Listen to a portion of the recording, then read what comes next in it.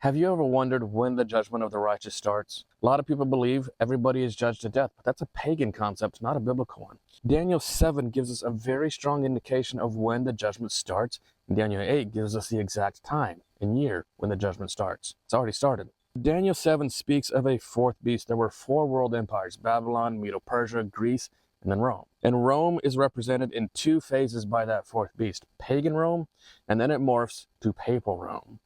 And it's during the existence of papal Rome that the pre-Advent judgment begins. You see, in Daniel 7, verse 9, the Bible says, "I beheld till the thrones were cast down, and the Ancient of Days did sit." And it describes his hair, his appearance, as being white as snow. Now, it moves on in verse 10 to say that the judgment was set and the books were opened.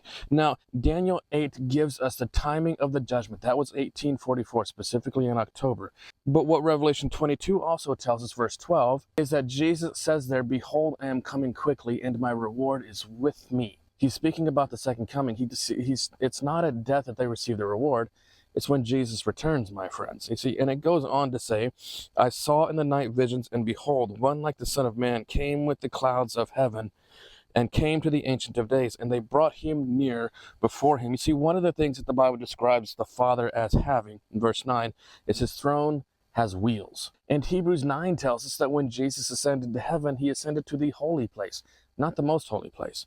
And anciently, the judgment, the Day of Atonement, happened in the most holy place. So this is a judgment scene where the Father moves his throne to the most holy place. The Son of Man, that is Jesus, is brought to the Father, and then the judgment happens. And then Daniel 11 and 12 give us the indication that it is after the judgment is completed. Notice this: after the judgment is completed, that the tribulation starts. It says, "At that time Michael shall stand up," simply another name for Jesus, "that great prince which stands for the children of thy people, and there shall be a time of trouble such as never was since there was a nation, even to that time." But notice, "at that time thy people shall be delivered, everyone that shall be found written in the book." Now, how do you write names in a book of life if there's no judgment first? And it is in Daniel 12, verse 2 that we see the indication that these righteous are resurrected after the judgment is over at the second coming of Jesus. In other words, you don't go to heaven or hell when you die.